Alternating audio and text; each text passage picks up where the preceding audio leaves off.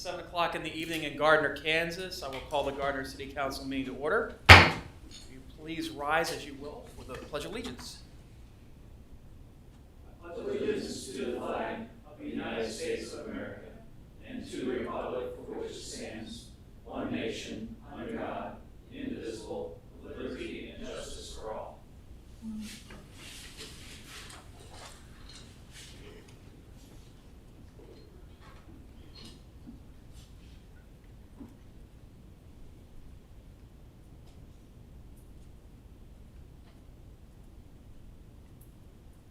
Okay, and we're doing a proclamation today to proclaim the month of October 2021 as Breast Cancer Awareness Month in the city of Gardner, Kansas.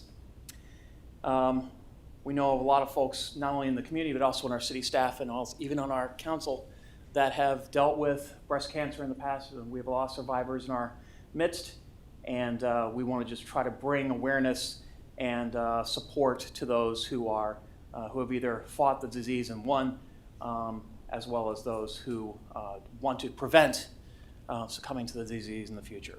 So, whereas while considerable progress has been made in the fight against breast cancer, it remains the most commonly diagnosed cancer and the second leading cause of death among women in the United States. And whereas each year it is estimated that more than 280,000 women and more than 2,650 men in the United States will be diagnosed with breast cancer, and more than 43,000 will die as a result of the disease. And whereas National Breast Cancer Awareness Month is a platform for educating women about the importance of early detection of breast cancer through mammography and other methods. And whereas through research and advocacy, significant advances have been made in the fight against breast cancer, including significant decreases in mortality.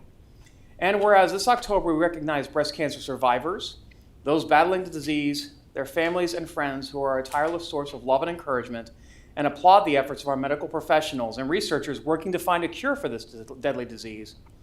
Now therefore be resolved that I, Steve Shute, Mayor of the City of Gardner, Kansas, do hereby proclaim the month of October 2021 as Breast Cancer Awareness Month in the City of Gardner, and ask the citizens of this community to unite to prevent breast cancer deaths through increased education and regular screening. I'm going to ask Tori Roberts, a breast cancer survivor, to come forward and accept the proclamation. Okay. And when we did this last year, I kind of surprised her and asked her if she wanted to say a couple of words about, early detection and her survivorship. Right. So I'm going to give this to you, and I believe you already had something prepared. So. Well, yeah, but not just kind of, because I didn't want to be caught off guard. So sure. I was lucky to catch mine through early detection. So early detection is key. I went through my ordeal during 2020, the year of the pandemic. I had 2 surgeries, 47 doctor's appointments. So it was very crazy, to say the least. But early detection is key. Absolutely. I was at KU Med Center, and as a Mizzou person, I don't normally have good things to say about KU, but KU Cancer Center is awesome. Early detection is key.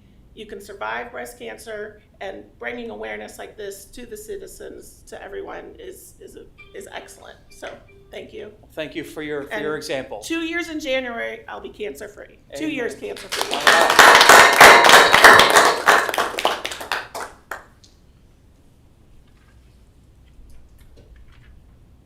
So everybody, tell your people to get in. Yes.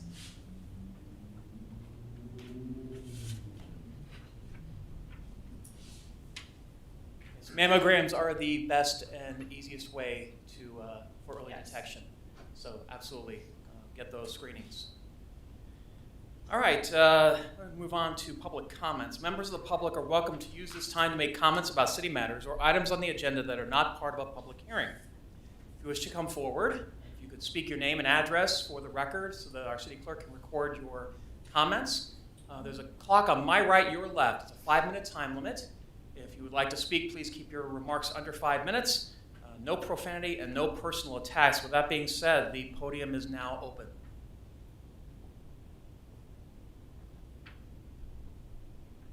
Seeing no one coming forward, we'll move on to the consent agenda. Is there any member of the council who wishes to remove an item from the consent agenda?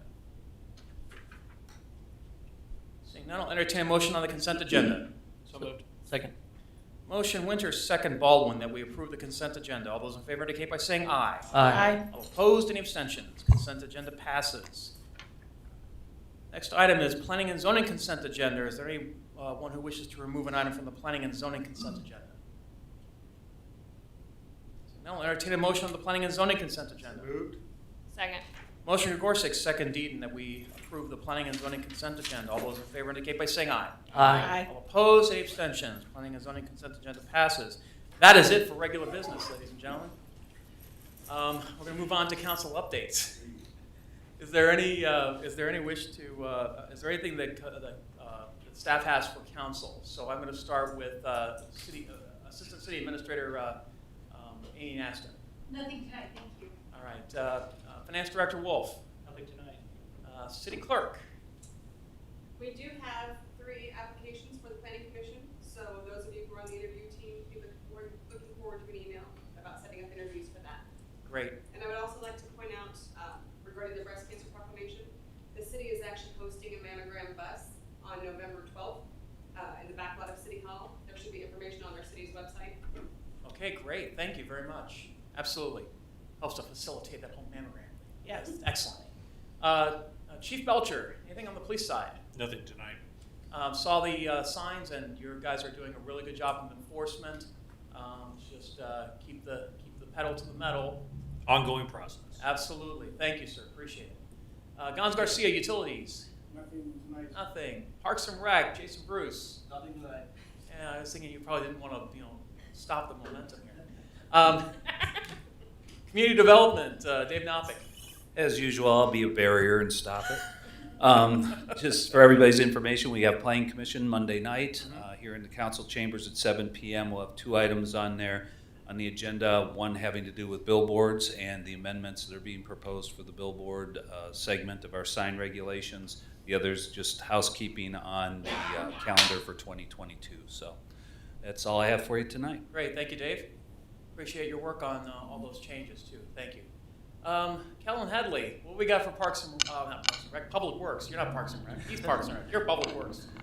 The only thing is we'll have a quarterly PWAC meeting next Monday night, the 25th of October at 7 p.m. at the Gardner Senior Center. All right, I'll need to get that on my calendar. I'm supposed to be there. Okay, thanks a lot, Kellen. Appreciate it. Does council have a? Oh wait. Yeah. City Attorney, you got anything for us? Nothing from me. All right. And City Administrator Jim Fruiting, yeah, anything for us? So we discussed the downtown snow removal at length in the last meeting. I had Jason gather some information from other cities in Johnson County, and what we found is that everybody that does have a time frame for snow removal is 48 hours. There are a couple cities that have no time frame at all. They just encourage you to remove it. Had a conversation today with Jason Camus about the meeting that we had discussed, and I think we're both in agreement that we would probably get little participation if we did that before reaching out and at least surveying the business owners to get an idea of what we're looking at. So we're going to put together a survey on what their ideal snow removal policy is amongst the business owners. Jason volunteered to hand carry the surveys to the downtown area. We'll do that before the end of this month, and then we'll come back to council and discuss what the results are. Great, thank you very much for carrying that for us. All right, does council have any? Does council have anything for staff? I'm going to start on my far right with Tori. Okay. Kind of about the snow removal. So for 2 meetings, we talked about it, and we talked about how the ordinance was voted on in 2016. I sent an email to the city clerk and the city administrator today. I know that we do have some ordinance review processes in place. However, I wonder if we should revisit those, because maybe we could have found that we weren't following the ordinance from 2016 earlier than 2021. So I don't know if we need to have like something like 60 days after, 6 months, 1 year, 2 years, something. I think we needed some sort of follow-up to make sure what we voted on is actually happening. Because I think that could have solved some of this if we would have, back in 2016, or had an ordinance review. So that would be my suggestion. I'd be inclined for that. What about the rest of the council? I think a lot of that comes from the fact that we're complaint-based, and that's how those are Right. initiated. But that might be why we need a review. Right. So, I mean, that's something that we can, going forward, we can take a look at. I know, I think it And set might a help time us. frame for- 'Cause, Because yeah. we do review the municipal codes every year. Right. We do that, so that's something that we can, when I we know. do that, we can look through them and see if there's any of our codes that we've overlooked and that we're not taking the appropriate action on. Because, I mean, there was a reason we voted on it Right. at Yeah. some point, so we should Yeah. probably make sure we're following what we voted on, et cetera. So, thank you very much. That No was it. problem. There's no need for consensus on that, right? We can just do that through administrative action. Okay. And again, thank you for the proclamation. Prevention is key. Absolutely. Thank you. All right. I like being proactive. It's good. It's a good thing to do. Good policy for everything, especially your health. Yes. Councilman Gregorczyk. Thank you, Mayor. And Jim, thanks for your follow-up on snow. I appreciate your tactic on that. The only thing that I had for staff was just a follow-up to the sidewalk on the viaduct out here. I know we talked about it some months ago. I can't remember the details, but I just wanted to ask if there was any follow-up to, I think it was widening the sidewalk for compliance or passage. I apologize. Somebody caught me just several hours ago, asked the same question. So no action needed tonight, just as a courtesy if you could follow up. Yeah, that's part of the Center Street project, so. And we had that open house that Yeah, Casey and I were at. I don't know if other people went or not. Yeah, so widening that sidewalk over the viaduct is part of the Center Street project that it's in design right now. And in fact, we just had an open house on it. Okay, well enough. Thank you. Okay, Councilwoman Deaton. Not Councilman Deaton. Oh, okay. Councilperson Deaton. It's gonna take you longer to announce me than Aye, I aye, have. aye. I have nothing. Okay. Council Vice President. So I mentioned to Amy, since she's working on the Parks and Rec master plan update, asking if we are looking at future parks being more inclusive. And what I would like to do, I'm going to revisit that with you, but I would like to get consensus from the council to have Jason start looking at retrofitting Celebration Park in some manner for inclusiveness, because I mean, you have no idea until you don't have an idea of what it's like for some of these people. So, you know, it's simple stuff. For instance, you go into the bathroom and we have changing tables for up to 40 pounds. What happens if you have an 18-year-old that has difficulties? What happens if you have a 40-year-old adult that wants to go to the park but has issues? You know, change them on the floor in a public concrete bathroom, not appealing. You know, we don't have a lot of shade out there over the park area, and you know, that could be something that goes up and down or whatever. You know, some of the slides, you know, the big tube slide, people aren't going to be able to go down, right? You know, you're not going to be able to carry and help somebody that's 60 pounds slide down with you. Okay, that's fine. You don't have to do every single item out there. But then we've got the two other slides that go straight down, but they're bumpy. Well, that's a problem for somebody with, you know, scoliosis, right? They don't have to be both of them, but maybe one of them. And we could have one that's stainless steel so that people with cochlear implants don't have problems with interference. I mean, there's 100 different things we could do. One of the first ones is we've got the nice sidewalks, but then it immediately goes to mulch everywhere, which is immobile for anybody in a wheelchair, right? So that's why everything that you keep seeing the new parks have that spongy rubber thing. That's why, right? And I'm not saying let's do every single thing out there, you know, but let's start looking at what we could do. You know, there's swings out there, but none of them will hold a wheelchair. And this isn't just, you know, everybody likes to, when you bring up something like this, wants to think of the kid, right? But this could be lifelong for people that can't enjoy a park, right? And this is a city amenity that we're providing to everyone, but yet it's not inclusive enough for everyone. So I'd like to look at that sooner than later as far as what we can retrofit, and then with the plan incorporating with each of those new parks. So, totally get what you're saying. Starting point here. I know that Johnson County Parks and Rec has been doing inclusive playgrounds for a couple of years now. In fact, they opened up one in Shawnee, if I'm not mistaken. Is there any possibility we could open up a line of communication with Jeff Stewart over at Johnson County Parks and see how we can get that ball rolling potentially, and see how much the cost would be? Because that's the other piece of that too. It can be significant, but it's worth it. The county's one avenue, but Olathe has an actual disability committee that meets, and they're the ones that put in the latest park, which is the one right next to the Olathe Library over by Coles off 135th, and that one's completely inclusive. And then Variety KC is a big group that basically is non-for-profit trying to educate people on these type of things that we could reach out to, and they will provide information to us. It's great.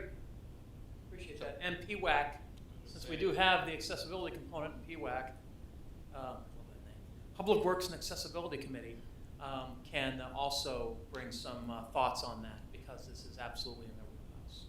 So they can work with maybe the Parks and Rec Committee as well on this issue.